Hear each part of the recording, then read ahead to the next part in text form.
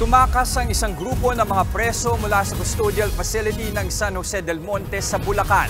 4 sa kanila ang naaresto na habang patuloy ang manhunt sa ibang tumakas. Nasa frontline ng balitang yan, si Hannibal Talete. Aakalain mong ordinaryo lang mga grupo ng mga lalaking ito na nasa pool ng CCTV ng Barangay Poblacion 1 sa San Jose del Monte, Bulacan alas 3 na madaling araw kahapon. Pero ang grupong yan, mga nakatakas na persons deprived of liberty o PDL pala, mula sa custodial facility ng San Jose del Monte Police Station. Makikitang humiwalay sa grupo ang 2 sa mga PDL habang tumakbo na papalayo ang 4 pa sa kanila. Ilang minuto lang matapos masapul ang unang grupo. 2 pang nakatakas na PDL ang nakunan sa CCTV habang kumakaripas.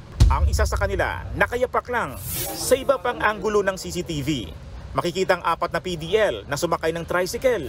Nakunan naman ng CCTV ang 2 PDL na pumara ng bus at nagmamadaling sumakay. Ang 2 naman ay nakita ring naglalakad sa San Ignacio Street at pumara ng jeep pero hindi ito hinintuan.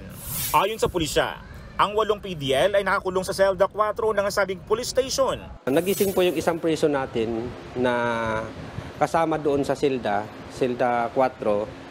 Pinagbigay alam agad doon sa duty na may nakatakas. Nakatakas po ang mga priso sa pamamagitan ng pagsira doon sa bakal na harang ng bintana sa may comfort room. Yun po ay kanilang nilagari po.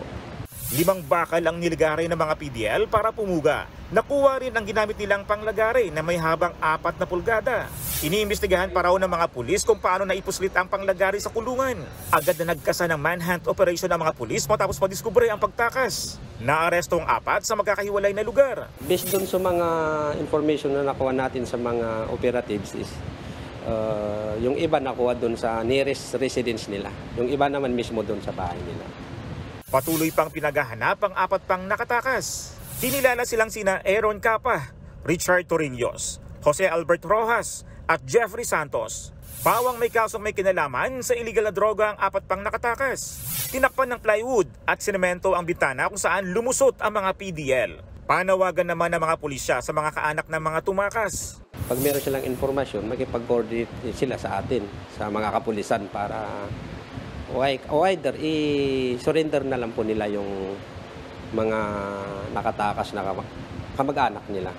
Nagbabalita mula sa frontline, Hannibal Talete, News 5. Mga kapatid, Jess De Los Santos po, huwag magpauli sa mga umaaksyong balita at napapanahong issue sa bansa. Para sa mas malawak na balitaan, mag-subscribe at mag-follow sa social media pages ng News 5.